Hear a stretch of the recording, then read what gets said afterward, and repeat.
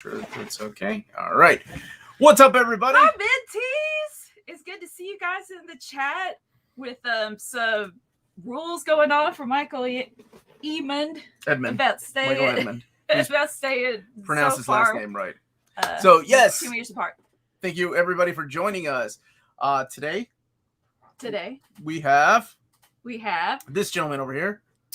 Hi, I'm Josh Greathouse, or simply known as Greathouse. I'm the creator of many comics, but the one we're talking about today is Bang, the Ballad of the Tiger. Wow, I almost forgot my own title. Good stuff. It's a catchy title. I will say that. It's a catchy title. I like it. Yeah, you want to know how that title came about? Yes, please. Yes.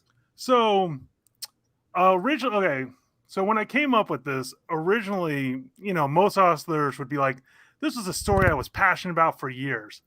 The truth was, this was me bored at work trying to keep myself entertained. So when I decided this thing had legs, I'm like, oh, I'll call it Bang. That's a great title. It's one word. No one else will think of that title. The next day, a small company called Dark Horse announced a new comic called Bang with Wilford Torres, who is an amazing artist. And I know the guy personally, but like one of the nicest guys in comics.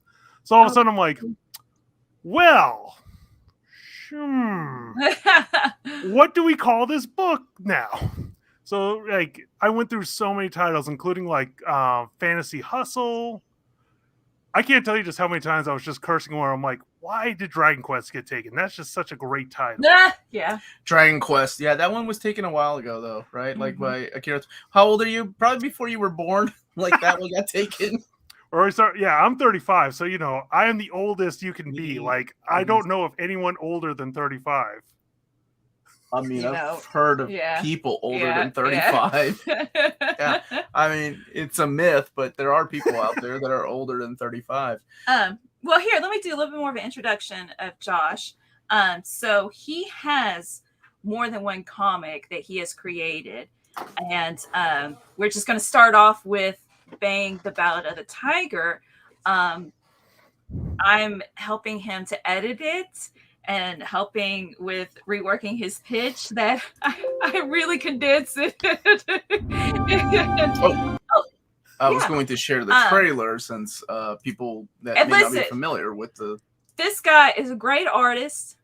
I completely have faith in the story. This book needs to be published. So we're doing an interview to kind of get his name out there to you all. So you could check out his work, which we'll put links in the description. Josh will, I'm sure announce the links as well. Yes. I got stuck. My brain tripped. I got you. Yes, so I'm going to show the trailer in case you all are not familiar with it. I showed it on a Saturday stream about a month or so ago. But in case you missed it, I'm going to show it. This is the trailer that Josh put together about his comic. And then we're going to talk a little bit about it and where this is going and how you can find it. Let's hide our faces.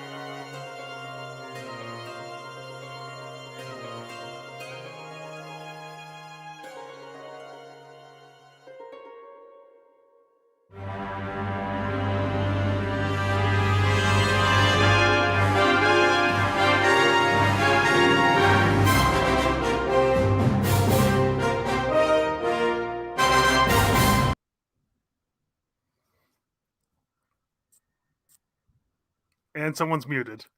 I was gonna say that was the most epic trailer I've shown on the channel. Like that was really epic, man. Well done putting that Michael together. said that was his wedding song. That's a lie. I believe they also catered it as well. Yeah. That's what was missing from the beginning. Like saying hi to you guys and Josh. Saying hi to you guys individually. We've got Greg from California. So I'm sorry, I just want to say hi really quick. And Shadow Legion, and of course Michael and Shandasuk that will break the bat rules, and James Abel. Sweet evening, Omni Dog. That's why. That's why. So thank you guys so much for joining, Aiden. Oh, and Gabriel, my boy. Clap, clap, clap. Okay. So there we go. Now I feel better. I have said. How long have you been working on this story? About 2 years now. Yeah. 2 years. And how far are you with this comic? I'm in the middle of issue or chapter 12, and it's the kind of thing. If we're talking like major arcs, I have not even reached the first major arc yet. Mm-hmm. So it's the kind of thing. So like I said, I created this because I was bored at work. Mm-hmm. So I had the beginning planned out. I had a very rough idea of the ending planned out. And, along the way, it's like, okay, let's work and kind of mold this a little bit. But my big goal with this is like, one, to have fun. And I'm working towards the ending, but it's also like, it's more about the journey and kind of being like, because if something's like, hey, that looks interesting, I want to take a little bit of time to go off on that side tangent. I'm going to. Okay. And so right now you are pitching this to companies. You're not wanting to go the Kickstarter route. So what companies are you pitching it to? I've pitched it to a couple. I pitched it to Viz Image, Dark Horse, Oni, and about to pitch it to TKO. And it's the kind of thing. Well, since we kind of started this, I've done Kickstarters for years. Kickstarter is something I am looking into, but it's one of those things I kind of want to see if a publisher wanted to pick this up first before I went down the Kickstarter route. Can I ask why? This is like a creator-owned series. Yeah. Do you want to go as a creator? Do you want to be published by Image and Dark Horse, where you would probably make less money off of the sales of this book, but would probably get your name out there more? Or is that one of the reasons? My biggest thing is I'm looking for, I mean, don't get me wrong, money's always important. I'm not going to say it isn't. What? But, yeah, especially I love and hate this channel because the addiction of omnibuses is too much. Yeah. Sorry about that. But the main reason is it's more about the distribution. Because it's certain, like the companies I'm very interested in, I'm looking more at a global market kind of thing. Because it's like, if I only wanted to do domestic, yeah, Kickstarter, it's the easiest way to do it. Mm-hmm. But to get into other countries, that's the goal. Okay. Yeah. Well, James is saying, have you looked into a website like Blurb, make print on demand for each comic issue? I have not. I don't even. This is actually a rare one. I've not even heard of Blurb, so good on you for recommending something brand new. They advertise. James is good at that. I used to get some of their pamphlets from, I think, Diamond, or one of the printers would always send me blurbs, print on demand kind of thing. Now, I will say, though, one of my goals with this is I structured it like a 22-page comic, but ideally I would actually like to release it more like a tankobon, where it's like, hey, here's 10 chapters, here's per volume. Mm-hmm. So would there be a place for people to check out a chapter then? Because you mentioned a tankobon. Like, I mean, a lot of those tankobons that are released in Japan, they come originally printed in an anthology, right? Like, whether it's one of the most popular manga in the world or whether it's something nobody's heard of, it's all part of an anthology series of a magazine that comes out weekly over there. How would people read it? So chapter 1, yes, I put that everywhere and anywhere for free. If you literally go to my Twitter, I have all 24 pages pinned right there. Nice. I Okay. have a Substack that's just for issue 1. Okay. But right now I've been releasing it by like pages of like 3 to 4 weekly on Webtoons. And for $3, join the Patreon. You get the full archive, which is the back half of 11 plus the first 10 pages of the new chapter. So Okay. So we'll have those in link below. But can we talk about the story more? Yeah. I was gonna say the link is all of Josh's links are in the description of this video. Oh, okay. I got you. I got you because I sent those early. Yeah. Okay. So Ipsy is in the chat that you said you wanted to address his question from Saturday about being a comic creator and your process for writing. And Gabriel is asking the same question, advice on how to write a good story. Apparently for Shondasuk, it's the redhead has his attention. So there you go. Just have a redheaded main character. No. I mean, it worked for Romna. What inspired you to write it? Like, what is it kind of reminiscent of? Honestly, it's I grew up with a lot of fantasy, and especially like the first comic I ever read was Calvin the Haas, but the second comic I ever discovered was Dragon Ball. But a pal of mine who just moved in from Spain showed me this weird thing called Dragon Ball that was in Spanish. And I remember like hunting and finding these single issues. Yeah. Back in the good old day when they printed them like a comic book. So, and especially like, because everyone talks about the color palette, that is straight out of Akira Toriyama with his limited red, yellows, and grays. The only difference is I added warm grays and blues. That's a nice touch, though. Nice move. So back when I kind of decided, I'm like, okay, this thing has legs. Let's start making it a comic. And this goes into Ipsy's question. The first thing I did was set up rules, which sounds, I don't know, a lot of people usually create like creatives as not having rules. That's the exact opposite. So like one of the rules I set up was that limited palette. The second rule I set up was no more than 6 panels, but usually between 2 to 6 per page. So if you look at Western comics, they can go anywhere from 9. Like 9, you're kind of pushing it past that. You're lucky these days if you get anything from like 6 panels on a comic book. 9, I think it's kind of, you stand out, right? Like I always think of like Tom King's writing. Like he writes those 9-panel grids, which was very popular back in the day, but you rarely find that in comics these days. Because I was about to say, I think of Watchmen and like, I almost think the reason he did that 9-panel grid was because they wanted that big 2-page splash to really hit. But set up like a rule like that, because I also know like with Bone, Jeff Smith had the rule of no flashbacks or no thought balloons. So setting up like basic rules like that, it's because any creative field, it's just problem solving. Because even like a YouTube channel, making a video, it's like, okay, I have this amount of time, I have these kind of resources, what can I make with it? And it's the same with writing. The other thing I also do, I daydream a lot, especially when I'm in the car driving. I will think of things and I rarely write something down. And the reason is my mind is kind of like Thunderdome. If an idea can come back like 3 or 4 times, I'm like, it might have legs. If it dies the first time around, I'm like, it wasn't that good. It's a good way of thinking. No, that is a good philosophy. What I try to remember everything. Before we go into the breaking down how you think about the story and where ideas come from, give me the pitch. What's the pitch of Bang? Yeah, read it word for word, Josh. Did you write it? No, I helped edit it. Like, no, he wrote it. Okay, so this poor like woman / saint of a woman took probably like 20 pages of my rambling and condensed it down into like one coherent page where I'm like, wow, that's a lot of work. Yeah, it was.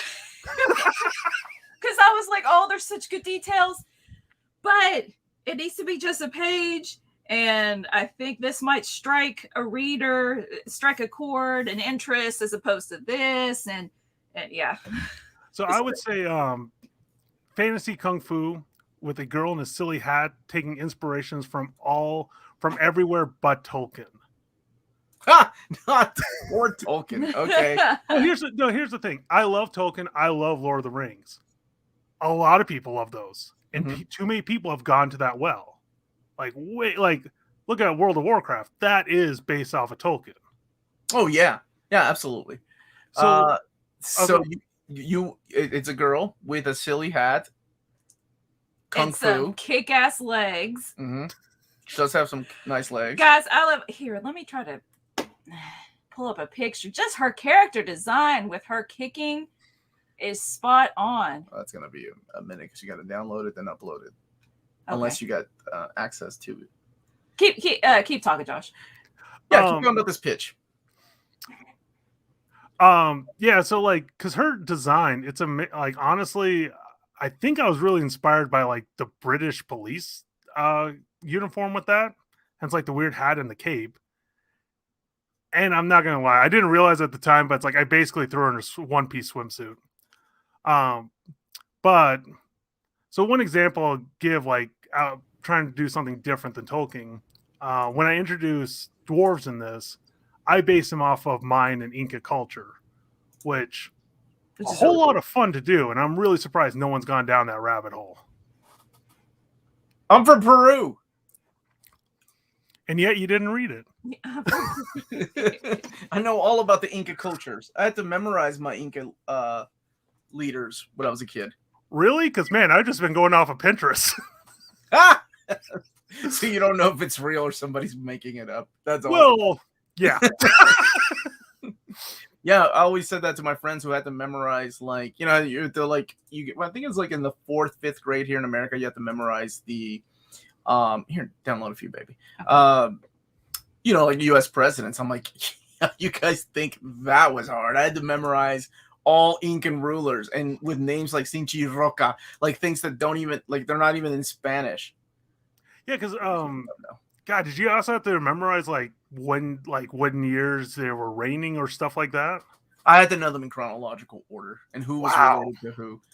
Yeah, but I mean, just like learning U.S. presidents, I'm sure, you know, people had a hard time with that stuff. Yeah, but I feel like at least with the U.S. presidents, it's like George Washington. There's like they're on our money, so like the pop culture wise, you kind of get used to them. Like Inca rulers, like when does that come up in conversation? Hardly ever. They were all. You just got a sale. They were all killed. Aiden just bought the Bang the Ballad Tiger off Comixology. That's right. It's on Comixology. Like I said, if it is a place, I will throw it on there. Oh, he wrote the Ballad Tiger off. I'm sorry. Go ahead. I'm downloading pictures. You've got. Oh yeah. So wait, really quick. What's Bang's personality like? Okay, so I got 3 main characters. I got Bang, Yasmin the Blade, and Eddie. Eddie has a full name that I can't even remember. I have to always look it up when I have to write his full name. It's literally like 5 names plus the 5th, I believe. But anyway, the easiest way to describe them, Bang is like Bugs Bunny. She will not start a fight, but she will end a fight. Yep. Yasmin is Daffy, which she'll start a fight. Yep. And Eddie's just selfish. Poor thing. Yeah. It's a really good contrast, especially between the 2 women, and just the different places all 3 of the characters are in their lives, taking this journey together. So we're downloading some pictures right now. I wanted to show off some. Yeah, to show it off. I apologize that we didn't have this ahead of time. Now, if you're part of the Near Mint Condition Discord, which is part of their Patreon, I actually uploaded some of those photos last night. Oh, good. Thank you for doing that. Thank you for doing our job. And also, I'm part of that Patreon, so you should be as well. Well, thank you. Oh, thanks. Thank you. So I did want to show off some of the artwork that we're talking about here. I also like how you said we haven't shown off the artwork, even though we showed a 2-minute trailer. Yeah, that's different. No, that was motion trailer. And it showed the how smooth your panels flow, like because it looked like it was animation. Like when she was fighting and flipping a guy, it was like each step really flowed well. Who are we looking at here? So this is 2 things. This is one of the fight sequences is with the goblins, but this is colored because this is me thinking of the inside covers of the book. So this is the idea is like the first page you open up to the book, this is what you would see. Because, it's a collective website, channel. We have to talk about collections. Of course we do. I'm glad you're already thinking like that. And here we have, how can I just show? I can't just show this. Nope. Okay. So I wish I had a better picture to show when she's not like, when she's not beat up. But there's her character design, right? With that awesome hat. She's got these big black boots and no pants, nothing on her legs. No pants? No pants. That's the way I like my Evil Lynn. So, I didn't want to show this. So yeah, that shows my two favorite heroines fighting for no reason. Just the cute meat, like you do in manga. Just fight when you meet. Cute. Meet cute. Oh. I learned that from Amanda. That's the only reason why I know that stupid word. I won't lie though. This chapter 3 has my favorite fight sequence between the two, and I've been trying to top that ever since. Yeah, it is a really good fight sequence. I don't know. Thought completely escaped me, but oh, that's okay. Did we miss this one? Mm-hmm. I like that. I just wanted to jump right into the panel layouts. Oh, okay. Got it. That's the one that caught my eye. I really like that. When you mentioned British. So what I want to just mention is that I was impressed by your how Bang stands, how you drew her, like it looks real, like because I trained in martial arts, I'm like that's how I stand when I'm about to deliver a kick. Of course there's the fantastical elements of like she can go from this position immediately into a strong kick and blah blah blah, but that level of what if you pulled out reality, one of Bill's books? That's on my head. And that's like you're such a good student of that, and it really comes off well. For some reason, Psycho Cleveland is inviting himself over to your house. He doesn't care about your book. He just wants to come over to your house for some reason. Well, okay, so here's the thing. Yes, my last name is Greathouse. The family myth is we traded a mule for that last name. It's just a bunch of poor Scotsmen trying to sound important. Are you referencing Max? What he said about that Ivvy's your last name. I wish mine was this wholesome compliment on real estate as well. Two things about that. I saw a company with my last name and I wanted to run them off the road because I'm like, no, I've been avoiding that my whole life. Oh, I thought you were mad that they didn't have to pay a mule for that last name. Max really likes the artwork. Artwork kind of has a Mike Mignola vibe to it. Yeah, we'll talk a little bit about where inspiration comes from. You've already mentioned Dragon Ball and Dragon Ball Z. I see some big Viz big editions back there. Some Lone Wolf and Cub. You're a man of good taste, obviously. So, I won't lie. My original plan was I'm like, I'll put up my omnibuses that Omar's inspired me to buy. Yeah. And I put one and I realized the shelf was not mighty enough and I am not risking this book. Right. Oh, Yeah. No. I got you. Yeah, don't do that. Yes, that's awesome. Like an O. Henry story. Isn't he the guy that... All right, we'll read what it says first. Oh, I'm sorry. Family myth. We traded our house to get that name. So ironic. Like an O. Henry story. Like you trade, she cut her hair to get something for her husband. Her husband got the comb. She cut off her hair. Yeah, I really thought he was going to go the route like my family got a donkey when we sold off the Greathouse thing. So no one in the family is a real estate agent. She killed Manny from Grim Fandango and put his head on. Hey, there's a pop culture reference I didn't get. There's some head. Wait, no. Yes, I do. Yes, I do. I get it now. I know who that is. I was going to say no, because I won't lie. I love that design, so I have to avoid it like the plague, because Grim Fandango, that was just way too iconic. Well, here, let's let me go back. I like to ask about just a couple of the character traits between the trio, because I think those really work well together. So you said that Bang is like Bugs Bunny. If you were thinking of Looney Tunes, Daffy Duck is Yasmin. Sorry, I say Yasmin in my head. And Eddie is, what would you say, Shellfish? Selfish. Selfish. Oh, I thought you said Shellfish, like he didn't even matter. So how is Bang different from Yasmin? So, if we're kind of looking at like different parts of life, Eddie's at the very start of life. Bang is she's been around the blocks, but she's still pretty naive. So it's like kind of how you were in high school, getting out into the real world. You're like, yeah, I know everything. It's like, you really don't. Right, because she gets kicked out. She's exiled. She has to leave her village. So the very start of the book is there was a war and this country lost. Turned out this country was Bang's country. So they divided up part of her land to these giant pig warriors named Urk. I'm not going to lie, folks. I've named some of these. I have no idea how to pronounce them. But anyway, so to save time, she's taking her typical way. Well, that's now illegal. And she's wearing the uniform of the old king, which is also illegal. So the new empire, to, teach a lesson to these commoners, banished her to the wastelands. Well, poor Eddie has the unfortunate luck of, though one time not being selfish, gets punished by also getting kicked out of said village. And the inspiration for the art. So, you didn't have a question. No, I was letting him drink his water. Oh, I didn't know he was pausing. I'm so sorry. I'm really bad at this.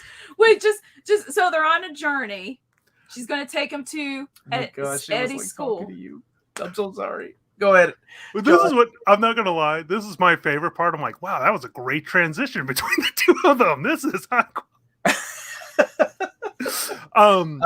was not rehearsed at all. That was complete accident. It's all good. So yeah. So Art or Wayne, which question? I got lost in the weeds.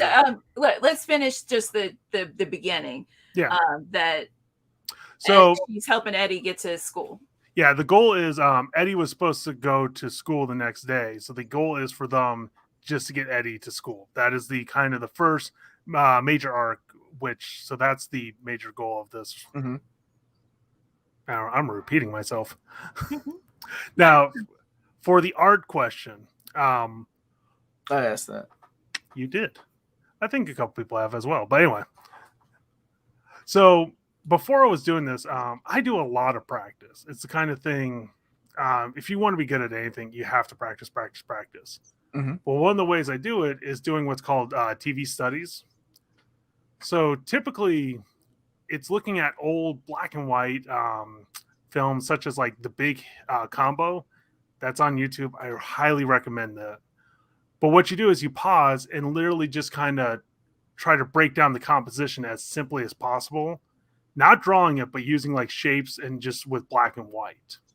So I was doing a bunch of those. Now, all of a sudden, I'm at work trying to, like, pun not intended, bang out these pages.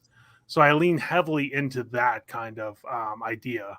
Hence why when you, like, especially like in fight scenes, but if you look at a lot of the pages, I will throw a black graphic behind there because I'm like, this works graphically and it is a quick read. And that's the goal of this, is just to make this as quick as possible.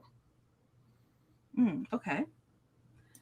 Oh, wow. And Ada, speaking of quick read, just finished chapter 1. Really great ending. When will chapter 2 be out? Next month, if memory serves right. I won't lie, because I have great timing, because I posted this on Comixology, and they're like, we accept it. By the way, we're completely changing how we're doing everything, because we're Amazon. Oh, they got bought out? Did I know that? Oh, yeah, because they merged the libraries. That's right. Yeah, they're now going through Kindle publishing. Oh, yeah, Kindles are still a thing, right? Yeah. On your phone. Oh, I don't know. Are there real actual Kindles you can buy? There's, I think you have a fan in the chat, somebody named Cynthia Greathouse.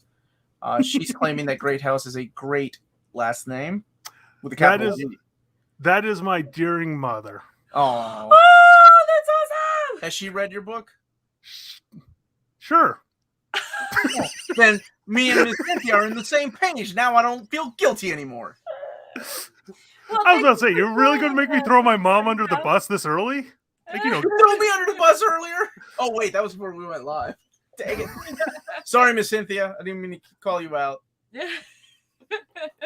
Well, I want to just to go back to the characters. I think that I really like Bang, but I think Yasmin is my favorite because, like you said, she smokes a pipe to let her enemies know where she is and to keep the taste of battle out of her mouth.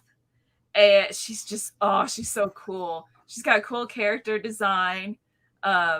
She's just kind of like, not lackadaisical, kind of like, it's like this go with the flow. Hey, I just want to fight you. But then you find out later on that she's got this backstory. We're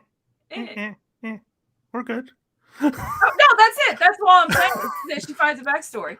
I was going to say, because there's two people who know the ending, and we're both on the stream. No. Are I'm you not going to say spoiling it. things? Kindle readers do exist. No, thank you, Cesar. Sorry, I thought they were done with Kindle for some reason. And I just go to buy one. So there you go. Look, your mom's reading chapter 1 right now because I made her feel guilty.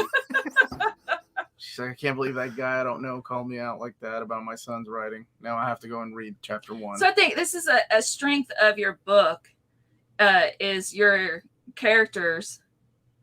Then you've got your artwork. And then you've got that it's building up to epic. Like you're going to learn things later on that you didn't know at the beginning. It's going to go deeper. So that's why I think this will really go places. I was going to say, I'm excited too, because there are things I don't even know. Like, so the beauty of being the writer / creator, I can literally go like, colorist Josh will fix that problem, or artist Josh will fix that problem. Or there are times I go, right, future Josh will fix that problem. Wait till those guys meet each other. Your mom's saying I'm the worst. I struggle to read comics. And his most endearing fan. His art is fabulous. Look at that. Man, if that's not a blurb on your first collected edition. I think it might have to be. It has to be the blurb. Yes. No, it's easy because it's easy to say, yeah, they haven't read it. But I will honestly say I couldn't ask for 2 more supportive parents than them. And I am so grateful. Oh, that's awesome. And especially I'm the youngest, so clearly they finished on the right child. Yep, there you go. I thought it was we're the done. Our work is done child thing. Never mind. Then why would they make sequels? Yeah, we're both the oldest. And we know sequels get progressively worse. Unless you're talking about Nightmare on Elm Street 3. Are you talking about Nightmare on Elm Street 3? That's a perfect movie. I love that movie. So speaking of movies and inspiration, that's the segue I'm going with here. You talked about a YouTube movie. What was it called again? The Big Combo. It's a black and white film, right? Yep. What else did you draw inspiration from? Because that's one of my favorite things to learn about creators is where they get ideas from, whether it's the fighting, whether it's the stories, the characters, and sometimes you don't even remember, like, oh my God, like, creating things, like people don't remember, like, I think I heard that somewhere, but what else? This is a weird rabbit hole, but I think you'll enjoy this. So like I said, I grew up reading Dragon Ball and watching Dragon Ball Z, the show. Because I remember I almost missed Super Saiyan getting a haircut, which would have been. I love that episode. Oh yeah. Oh, especially after 20 episodes of charging, almost missed when actually something happens. But so what was weird was I'm drawing and working on my other comics. I go through content like there's no tomorrow. Like I especially hate now that all YouTube channels are like, 15 minutes is too long. I'm like, give me those 4 hours. But so, like, one of the random holes I went down was, how did Akira Toriyama get inspired by Dragon Ball? So I hadn't read it for years, but it was one of those, I'm like, I know Dragon Ball. I just hadn't read it or watched it. And I remember hearing him, like, he talked about, he's like, I love the old Kung Fu movies, especially Jackie Chan. Well, around that time, Netflix got the rights to a lot of those old Shaw Brothers Kung Fu movies. Mm-hmm. So I started watching those. Then, And it's also because some of this is like a weird mix of like what I grew up with and just what happened to be at the time. Because like one of my favorite shows growing up was Pirates of the Dark Water. I remember Pirates of that. Dark Water. Yes, Yeah. I remember that. But it's kind of, and I think you two can agree, like it's kind of weird. Like fantasy in like the 70s and 80s, like anything went. Like they did some weird stuff. Yeah. Mhm. And then just recently, it's like they've kind of scaled it back. But another one was Jake Parker was working on his I can't even remember it now. His fantasy book with the floating islands. And I remember seeing that. So originally the idea behind Bang was I'm like, oh, I'll just do some character designs like as if they're in a cartoon or a show, and then I'll move on to something else. Like I wasn't planning on making this a series. And I don't know if you have it loaded. There's an image I showed where it's like the three of them kind of just chilling with Eddie in a hat. Oh, little kid in a hat. That was that image. Yeah. Let me see if I can find it. If it's in the Dropbox. There it is. All right. It's so cute. But anyway, so once it started having legs, I was chatting with a friend of mine, and he pointed out, he's like, no one takes inspiration from like India or like Turkey, that kind of area. So one of the main villains I kind of wanted to base off of the Hungarian Empire. Yeah, there they are. There it is. Yeah. So that was like, because you can even look, like if you look, the gauntlet's a little different. The eyes on the hat are completely different. Eddie is tallish. I love her smile. Oh, I heard your kitty. Yeah. I took away her box so she wouldn't make noise. There you are. Yeah, I like that picture a lot. Yeah, so this was kind of after doing this was kind of the test to be like, okay, I could produce this very quickly. And the other thing, which the other interesting thing about this was trying to do something as simply and quickly as possible. So like instead, like my other comic, I'll do shadows, highlights, and all the stuff. And I kind of realized, especially with Bang, it's like you don't really need all that. Like people fill in. Sorry, I didn't mean to interrupt you. No, sorry. I saw Adian's Hughes comment. That's what interrupted me. Yeah. I was putting it up when you were done. But well, are the warlord people giant warthogs? Yes and no. They are. Think of the ones in the uniforms. Think of them as the British, and the giant pig people are a indigenous group. They're kind of like, hey, join our army because you're giants.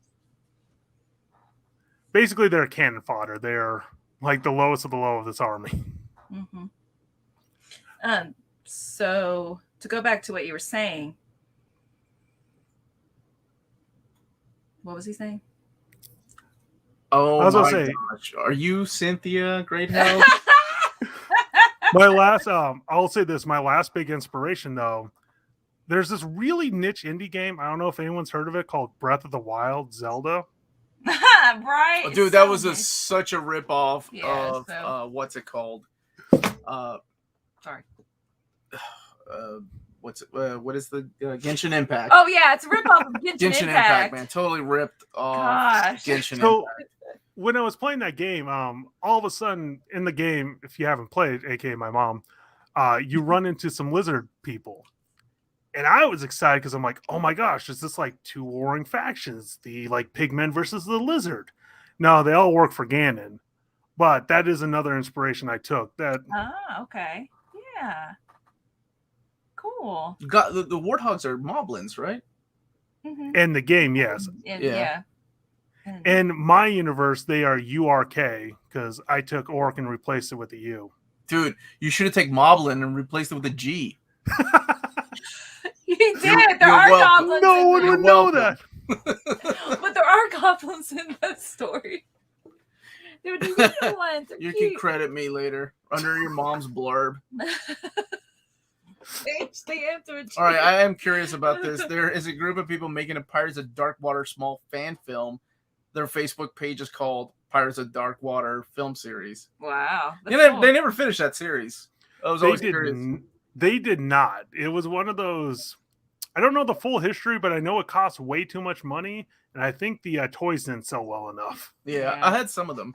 And I also enjoyed it too. I like the character designs. Michael's digging the color palette, and And Aiden Aiden said, said, "Really "Really awesome." Mhm. So, Image, Viz, knocking on the doors.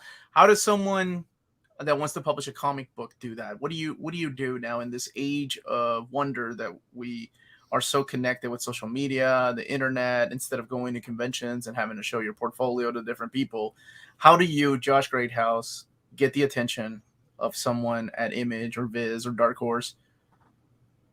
There's multiple ways of doing it, especially if Mhm. you're a creator.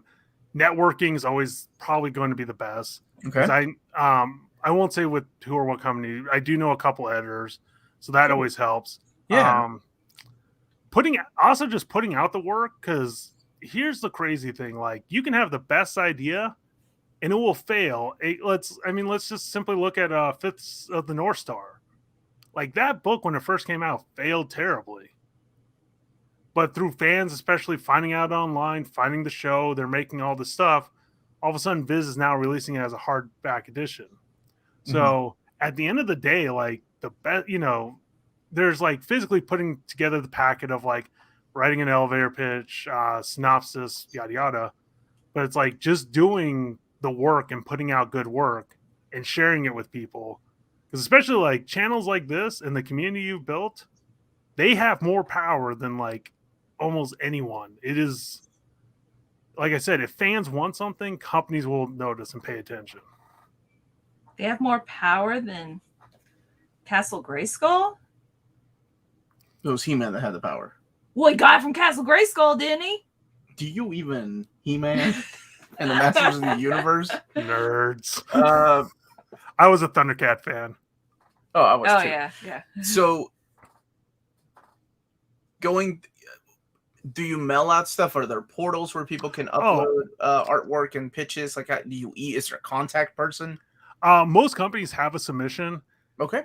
You have to double check because, like, it depends. Like, a lot of companies, there's small windows. There's other companies, they have an open door policy.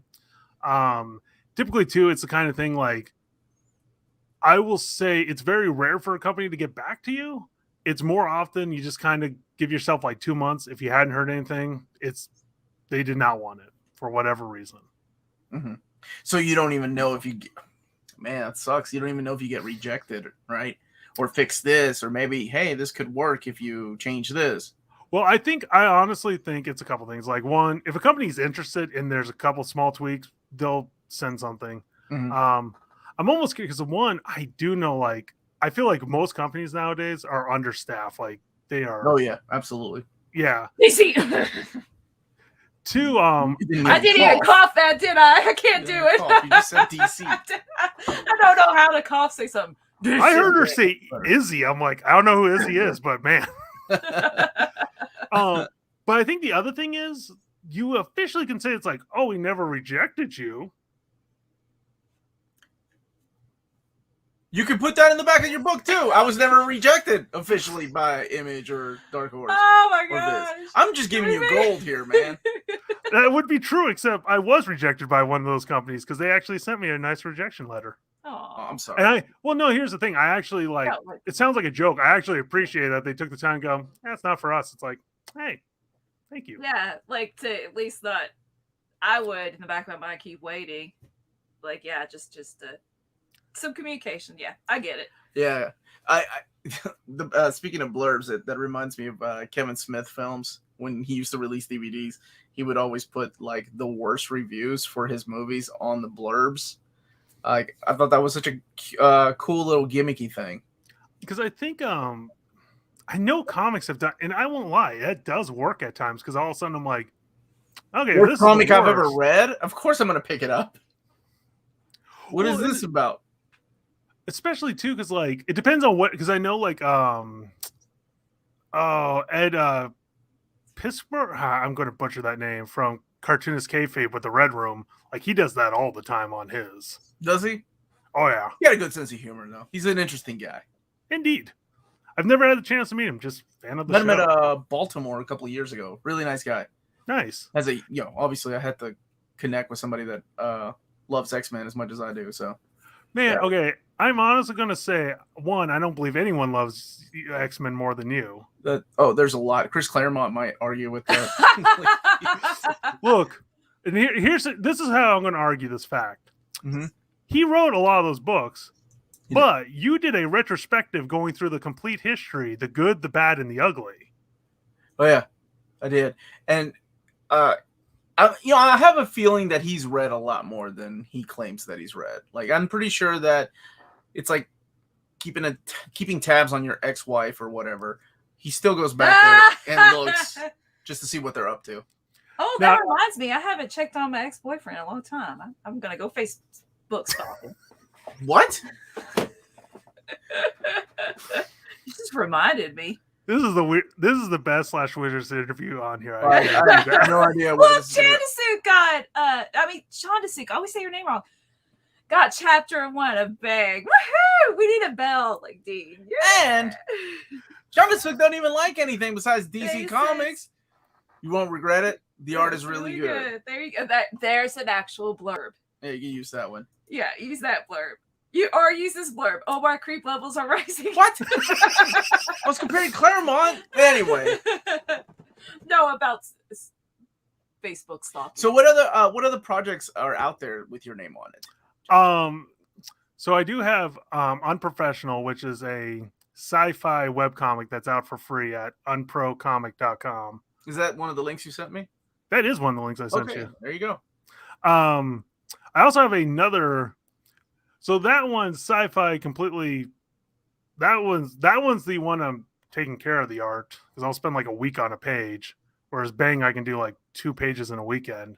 Mm-hmm. Ironically, I have more Bang done than Unpro. I also have a kids book about baseball called The Big Hit. Mm-hmm. I have a lot of projects out there, but I also then have another webcomic, Scotty Odyssey, which is Calvin and Hobbes meets Johnny Quest, which it's been on hiatus for like 4 years. I don't know. I keep saying I'm going to come back to it. Just I you know what? I've read manga. Paint Company's asking, yo, is he a writer or an artist? He is both. No, Paint. I'm going to break this down. Right now, I'm the writer because everyone loves the writer. Oh, okay.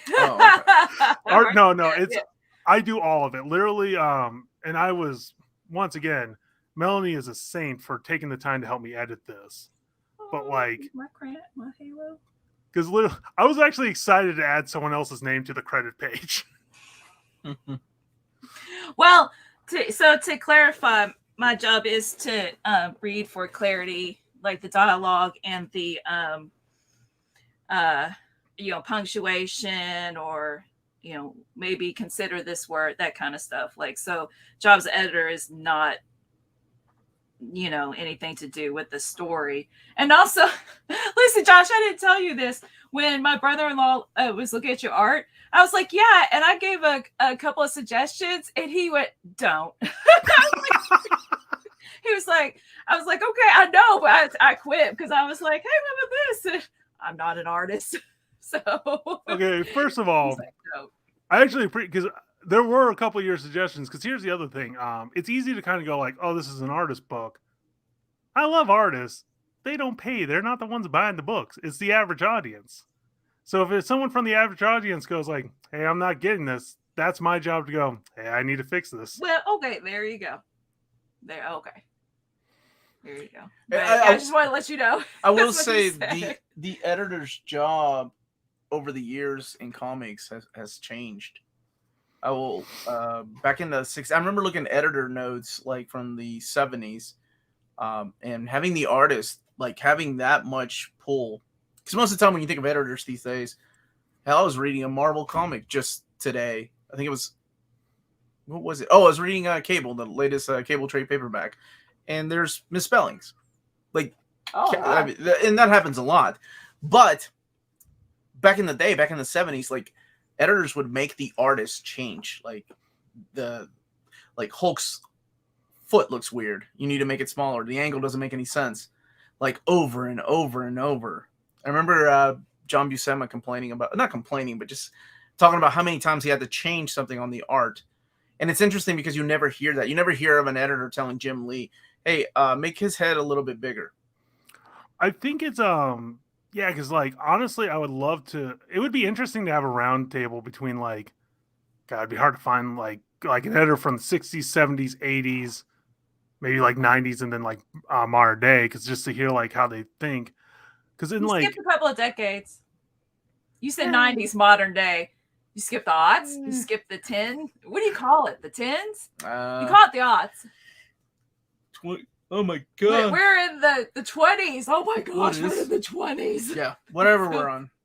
I'm sorry. But no, it's the kind of thing though, because like I look like it's kind of been rough with COVID, but there are a lot. Okay, I live in Atlanta.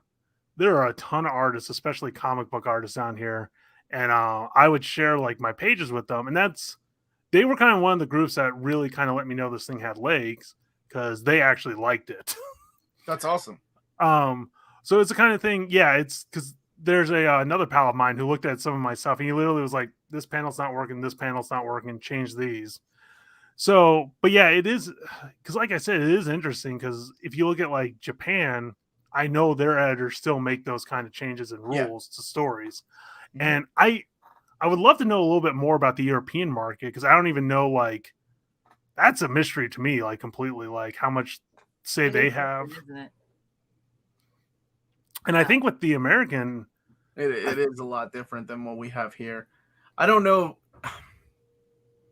how much say they have either. I know there's some editors you want to work for over there for sure.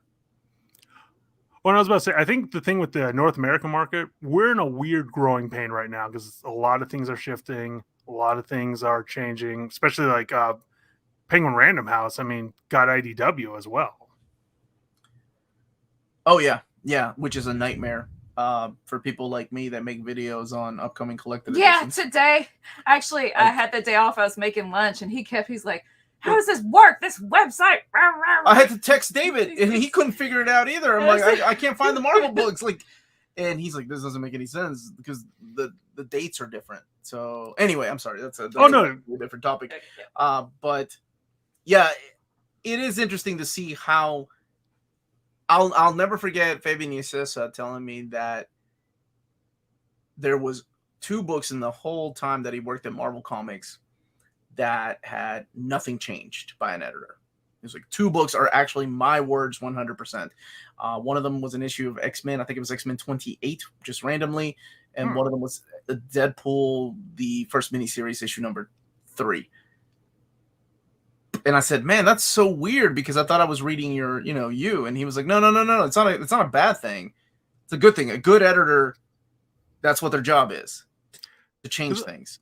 And and it shocked me because from, I'm a kid that read comics. Because I was talking about his stealing his wedding vows in X-Men 30. And he's like, let me look at that. He was reading it. And he's like, yeah, I wrote that. Okay, you're good. You good. You did steal from me. Because then he proceeded to tell me that in his time writing all those years, only 2 comics came out with just 100% Fabian Yesesa dialogue. Because, well, I was about to say, I think the hard thing with any collaboration, because even like with comics, it's timing and pacing. I think is like the one thing, like it's always hard to match that. That's why when you find like a great team, you want them to stick together. Because what I mean by that, it's like, okay, like I love some Silver Age comics, but it's like they put so many words in that because it almost feels like they don't trust the artist enough to like carry the story along. Where it's like, which is really weird because if you did it the Marvel way, Jack Kirby was handing Stan Lee the finished artwork, and Stan Lee was just filling in the dialogue. But whatever. But I was about to say, I think because like, and the other like. Because it also depends on like what the editor's giving advice to. Because like Chiarello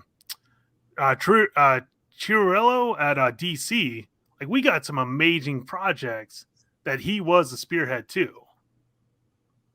So I'm sorry, who was that? Chiarello. Come on, the guy who did Batman Black and White. There were a lot of those guys. You're talking about one of the editors over there? Yeah. Where are you? Okay, I'm gonna read this. This is from Michael saying that David Finch tells the story of how an editor told him his head proportions were off when he drew the Avengers, and at first he was upset, but then later realized they were right and made the adjustment. I mean, it happens, right? Oh yeah. Well, and it's also there's two things, especially like if you're trying to hit deadlines, because I've been down that road. It's 3 a.m. You're going to screw something up completely. Mm. Also, like, because people's style just ends up being how they interpret life wrong, is what we call style. Oh. Because if you look at like, look at Jim Lee. Jim Lee's not drawing a human, and I mean that because it's like it's a bunch of lines that we interpolate the symbol as a human. Yeah. But you look at him, it's like no human looks like that. But that's not what we want, because it's like if we want a person in a photo, we'd go see the movies. Yeah, gotcha. And no real people look like movie stars. No. I mean, we're like 5 degrees away from people looking like us. I was gonna say, to do that, like Wahlberg, he gets up at like 3 a.m. and eats nothing but boiled chicken. Oh yeah, that guy's ridiculous with his workout routine. Yeah, seriously, like that's a little too much. Yeah, because I believe it's Mark Chiarillo I'm talking about. Yeah. Okay. Yeah, because he was the guy like he did Solo. He was the editor who started Batman Black and White. Like we wouldn't have had that. They have a great anthology series. Have you ever looked up One Punch Man original artwork? Oh yeah, that. Okay, are we talking about the original or the new one? So, if you look at Mob Psycho 100, that's done by the writer. The writer originally did a webcomic for One Punch Man, which were rough. Mm-hmm. He then got his current artist, who that man is a beast. Like they have done they have taken his panels and done animation with it because he understands space relationship just so well. But yeah, I have seen that one. Also, I just read looking at it on my phone right now. That actually is a great look, especially if you're like, hey, I can't draw.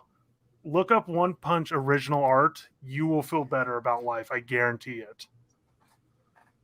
I can draw that. See? Mark Wahlberg has a steady diet of chicken, broccoli, and trembolone sandies. So like pecan sandies.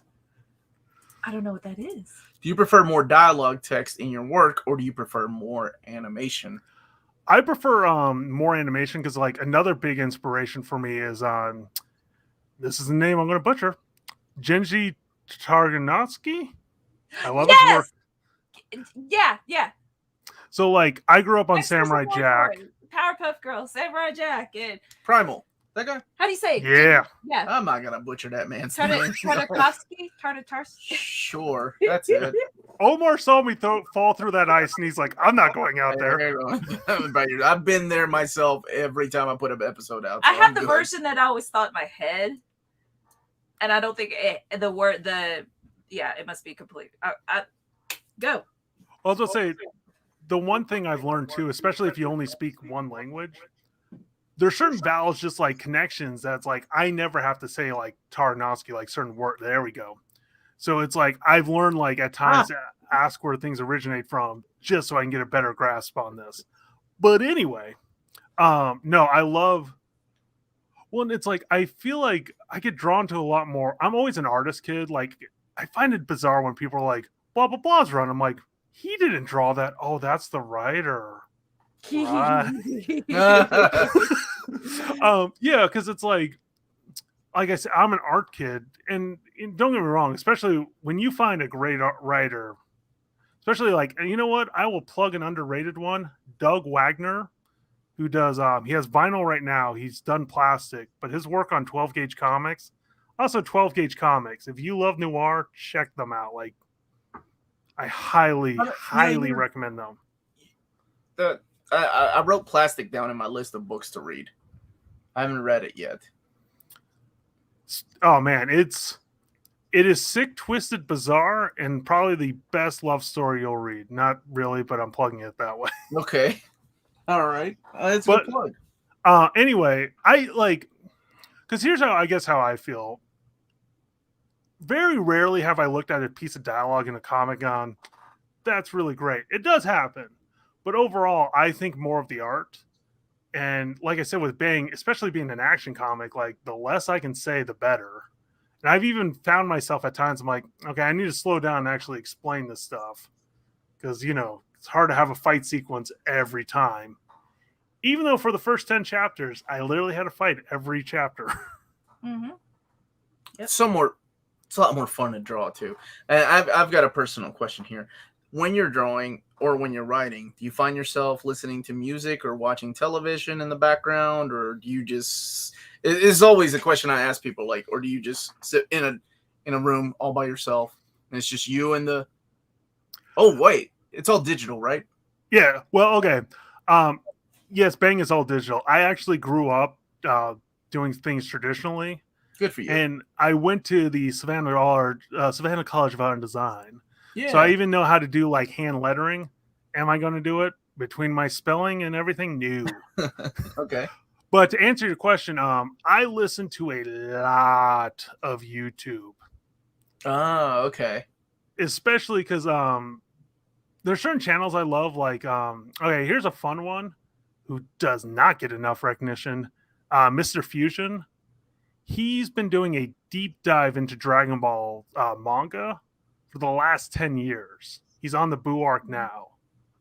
For the last 10 years? Wow, that's commitment. Okay, when you said Mr. Fusion, I really thought this was going to go two ways. Back to the Future or Dragon Ball Breakdown.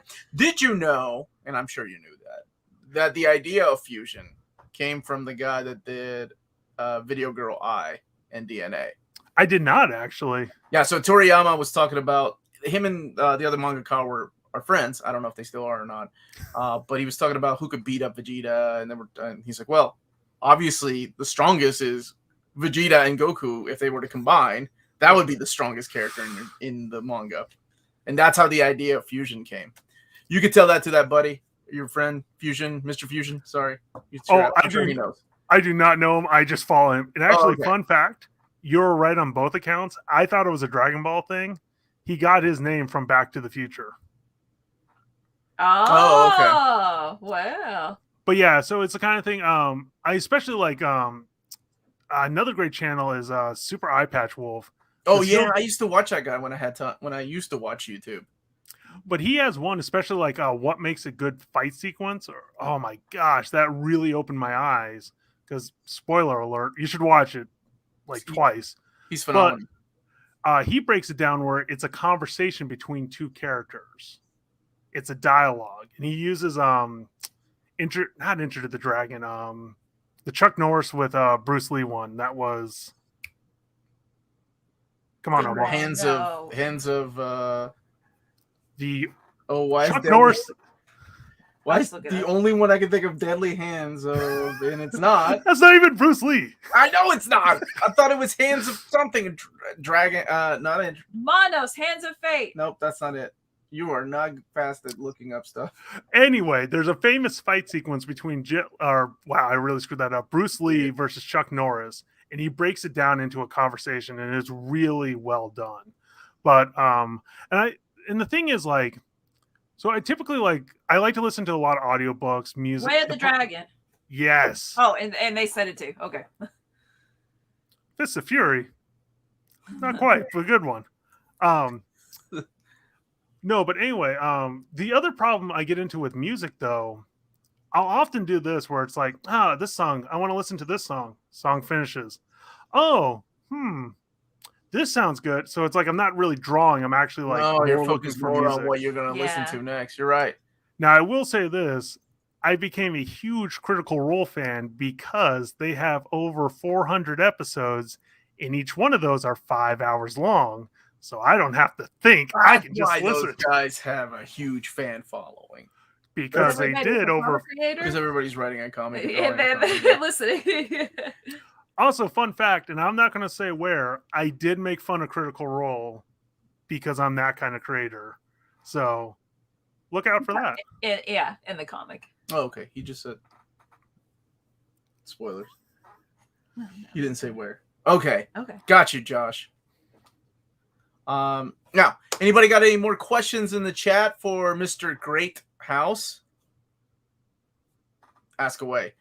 Yeah, I'm always curious to know, like, how when people create, what the atmosphere is like, whether you go to a Starbucks or whether you're doing it in the kitchen, whether you're up at 3:00 in the morning Whether watching. you're doing it on your job, whether you So yeah, I have a day job as a security officer at a active living center, which Okay. I love how they put it that way because they think it doesn't make them sound old. Well, it's but still active, so that's plus. But my job is like I have to greet and welcome people, but if no one's there, I can do whatever, which includes drawing. That's good. So also, if you join the Patreon and watch the book club, you can watch me getting up quite a bit. Oh, yeah. Yeah, we're not mentioning that here, Melanie. It was inappropriate subject book club of our Patreon, and yeah, it was funny. Keep in mind, my mom's in the chat. Brought up, and you okay, you're 35. You're allowed to talk about inappropriate topics. I was hoping your mom would burst. Gabriel's on the chat, so we're not going to talk about it. All right, so here's a couple questions. Number one from Mr. James Abel. Josh, here's an important question. How are you going to put Omar? This is true. That's a very important question. Here's the thing. I have an idea. I haven't even told Melanie. Because I watch a lot of YouTubers, I have an idea of how to put all them in, including Omar and Melanie, before they even knew who I was, before they started editing. I have that plan. Oh, now, that's awesome. Really cool. Am I going to spoil it? No, because I want to have some fun. I'm also, it's literally, especially like Pro ZD, I have an idea how to put his in there. I'm very excited for that one as well. So that's we're wrapping up here. I just want to put in one more plug for this comic, Bang, the Ballad of the Tiger, is that Josh sent it. I read it and I just started editing it because I liked it. And I was like, here you go. And then I kept on, I'm like, oh, this is a long story. But I kept on going, and then he hired me as an editor. It's just that good. I'm like, oh, here, let me help you out.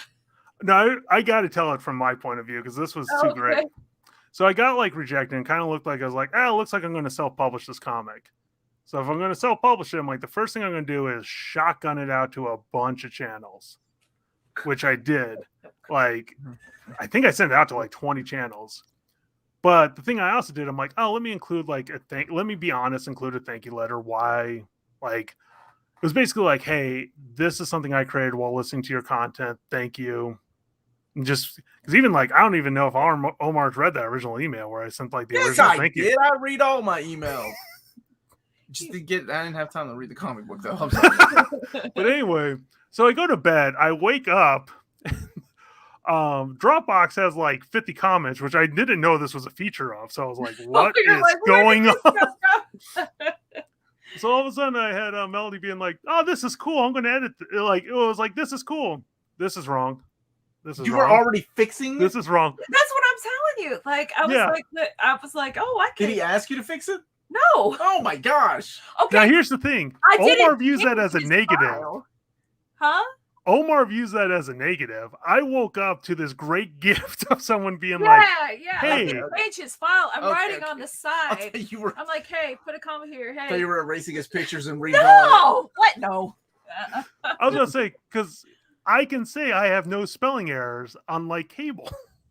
Yes, right. I'm gonna show you the spelling error in Cable. Okay. Well, and also, but to be fair, I had a job where, at that moment in time, I had a lot of extra time. So she was also greeting old people. I was behind you the whole time, trying to greet people. It's amazing what you can get done between old people coming up to that door. Robert Marquez is asking, how old were you when you wanted to be an artist? So, back at the tender age of second grade, we found out I had a learning disability. Like, I couldn't read. The idea of like letters and symbols just baffled me. So, So all of a sudden, like, I got put into the special education program, and I was feeling defeated. And I remember like my parents tried everything, including like hooked on phonics, like all this stuff to help me. And there was just one day like I was, it's just like I'm I'm in second grade. The world is over. And I come in, and I'm like I said, I'm the youngest. My older sister, who was in high school, was working on a painting. Now, as an adult, not a good painting, but as a child, this thing blew my mind because it was this like checkered floor that rippled into water with a bass coming out of it. The sun, literally the sun, sitting at a small coffee table with the window showing the moon going down in the background. And what struck me was, I'm like, oh my gosh, I can't understand these weird symbols called words, but someone can convey this whole idea that I never thought of. Keep in mind, I'm in the second grade, so like the sun in a house and water floor is mind blowing. Like, oh, people can do this? And originally, I wanted to be an animator, but two things that stopped that. One, I heard you had to draw realistic people, which I crack up now because it's called life drawing, which I miss doing. It's something I recommend every artist do. But the other thing was I didn't know the difference between in-betweeners and keyframes. I literally thought some poor, like watching Aladdin, I'm like, one person did all of this? They have no life. I was like that when I was a kid and watching The Simpsons. It's like, Matt Groening can really crank out art. This is insane. So, Paint has a question. Yeah, and Gabriel mentions an Omar Alf crossover. Can we not do that? How do you draw between greeting people? Like, do you just pull out the pen and pad, or do you have to sneak around the corner or something? The visuals sound hilarious and deserve a comic itself. So, at my house, I have this amazing giant 22-inch Cintiq tablet that I won in a divorce. I didn't get divorced. My friends got divorced, and I bought it on the cheap. Okay. Was your friend an artist? No, he bought it and never used it. What? Okay, well, never mind then. So yeah, I always joke I won in that divorce. But anyway, I have my old one at work, which is a 12. So I have that set up. And the way we have like a giant window with a hill. So I have to kind of time it where a car's coming. I'll literally draw, put the pen down, get up, wave at them, sit down, draw. There you go. Have you ever seen Ferris Bueller's Day Off? Yes, and I would love to employ that. Just have somebody sit there and Just pull the rope. Just a mannequin, like, the entire time, waving people down. I always think of the critic. I forget the episode, but he had one of those that would motion activate, but it always would be like, buy my book. Yes, buy my I remember book. that episode. Andrew Rosenberger, he drew a critic he does the Stray Toaster Project, where he's drawing the toasters in different situations. And he drew one with the critic. 2 slices up. Now, and actually, I think like I mentioned this to both of you, and I think you guys forgot about this, but I'm going to actually mention this. Speaking of the Omar/Alf crossover comic, because I'm a fan of this channel and I believe in this channel, you guys are doing a 75K giveaway, right? Oh, dude, we're probably going to do a 60 giveaway. Okay, here's the thing. I don't believe in this. You are. I don't believe in the 60K because you're probably going to hit that next week before you finish shipping out books. No. Can we wait till 75 to pace ourselves? Oh my God. Okay, the one after 60. Okay. I am offering to do a sketch for a lucky winner. Oh, thanks. Well, that's so sweet. Now, here are the rules. You have to give me 3 characters, and I will pick the characters. Okay, gotcha. Okay. Yeah. Now, I will also, and here's the gift to Omar and Melanie. I will also pay for shipping. It's for the U.S. only. Oh, well, thank you. Thank you. It's so nice. Yeah, shipping overseas is insane. You are God bless you. Like, I know you have a giant European audience. The fact that you do that. I wish I could ship more things out. But oh my God, it's insane. It's not fair. It's like crazy. A few people from Australia. Yeah. Well, and I guess it's crazy because we live in 2021 and it feels like no one wants to solve this issue. Well, things are getting more expensive, right? Because it's just James is saying we have email, right? So stamp sales are down. Like, true. Like that. Everything is down. That's actually a good idea. Gabriel, thanks for letting me know. Just know he's created a business account on TikTok. Gabriel does a wood burning business, and he made us a magnet, multiple magnets, Spider-Man Alpha and Near Mint Edition, and a keychain on my backpack. So, Josh, any words of wisdom to anybody out there that wants to write, draw? Oh yeah. So a couple of key things. Mm-hmm. Sorry, my delightful cat just like shimmied up here and looking like a snake. So a couple things. Like one, I've written like stories where I'm like, this is something I need to get out of. That's fine and good. But at the end of the day, write what like with Bang, write what makes you have fun. Because there are going to be times I don't care the project. It's going to turn into a JOB. There are panels I don't want to draw. There are things I'm like, why did I write this? Or it's even like, I don't even want to write this, but I know I'm like, you know what? I need to set this off because I want this payoff later. And like I said, you can't always have dessert. You really do have to put in, like, especially their panels, take your favorite comic. I guarantee you, the writer and artist both were like, okay, we got to get through, trenching through. And like I said, the beauty of art is it's all about problem solving. So there are times where it's like, it can feel like a nightmare, but the second it clicks, then all of a sudden you go, that's what I needed. My other piece of advice, definitely practice. Definitely look at life. I think it's slowly starting to diminish, but the whole like, don't look at reference. Real art, every real artist looks at reference.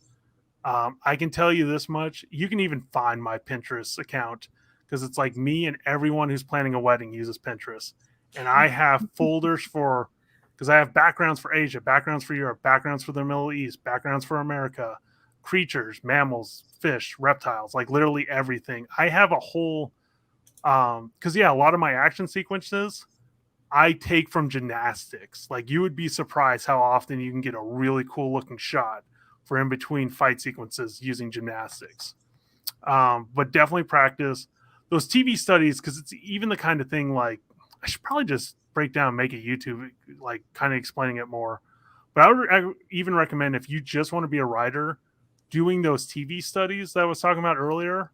That will help you understand pacing, especially in comics, like kind of what you can do in a panel. And at the end of the day, we all want to make money. Like, we all want to do this, but do what you love and things will fall into place. So my advice, people, it's like, have a good time, try to work and get better and just do good. So that, Gabriel, that's what you do with the cryptids that you love. The Flatwoods Monster. I mean, seriously, that'd be a great source, right? Great source of inspiration. Oh yeah, especially what's his name? There's a gentleman who does a book called Infinite Kung Fu, but he's doing Kagan. I'm going to screw up his name, but on Instagram he's doing a comic called The Tent Master, and it's about hobos in the 1930s and a circus. Wow. And it's one of these. It's like he saw a random article and it was inspiring him. It's a fun and great story. Like I highly recommend it. I think he said it was going to get published soon, but he's putting it all on Instagram right now. And that's the thing. And especially like with Bang, I can tell you this much. Here's a little trailer and hint like for future things coming up. I haven't even drawn this yet, but I've been inspired by Japanese biker gangs from the 70s. And I am throwing that into a fantasy comic. There you go. Awesome. I'm not Robert saying movie posters. Maybe that's when you're talking about reference material, or I will say this, like, especially like if you want to learn composition, I highly recommend movie posters because like why can't I think of his name? Stewart. The amazing one who did all the Star Wars. Everyone takes like his like, oh, let me copy how he does this texture of paint. The thing you learn from that man is compositions. Because especially a lot of great comic book cover artists came from Bob Peak. They all looked at Bob Peak. Okay, Victor saying some Sonny Chiba. I guess with his fighting style. I can say this, Gabriel, if you want to write Batman, noir, it's kind of like noir, but it's definitely, you're not going to get into DC writing Batman. That's their flagship. That's going to be a hard thing to write. For a company like that, they need you to write any character. So try to write, like, if you can write an amazing story with, like, Etrigan the Demon, who I love and I wish they would do more with, but that's a character like no one thinks about. And it's very close to Batman because it's very dark and brooding. I just hate that he runs That's all good the time. advice. That Omar, that's like the best part of him. Hence why I will never Oh, write. he's a freaking John Byrne. Oh my gosh. Oh, that's the thing. I've only read the Kirby EH. Oh, okay. Well, thank you so much, Josh, Yeah. for joining us, for being a part of the channel, for answering all the questions, for giving some awesome advice to people that are aspiring to be comic book writers or artists. So, yeah, man, everybody go and check out Bang. The Ballad of the Tiger. We'll have links in the description. Yep. To Josh's social media, where you can find on Comixology, where you can also find it for free. I was going to say, before we go, I do want to honestly thank you too, because this is not only some of the best like parts of YouTube, but honestly, I hear the term like the Lord's work get thrown out way too often, but you two are literally doing the Lord's work for comics. This is thanks, man. not only encouraging like the best part of comics, but it's also like, I feel like, honestly, if you're a creator, I don't care if you're the top of the heap or at the bottom starting off like me. If you get a chance to have your work premiered here, it's only going to help you. They're going to make it shine. Oh, thanks, dude. Seriously. Are you friends with Josh Mather?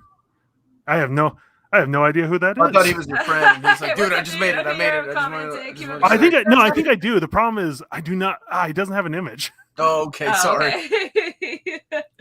Thought it was like one of my friends. Hey, man, I made it last second. Just want to let you know I'm here. Come be my friend. No, I won't lie. I did post No, this. you don't know. You don't know, Josh. Okay, I did post this to all my friends, especially because when they do a stream, I will troll them. So I gave them the opportunity, and none of them showed.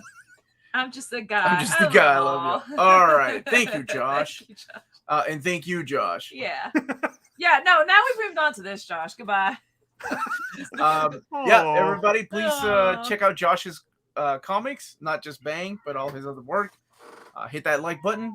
Subscribe, if not for us, then for the cat. Yeah. And stay healthy and stay safe out there, everybody. Is that your cat? Yes. Nice. Sounds so angry. That is Abigail Buzzsaw Greathouse. On that note. That is an awesome name. Oh, thank you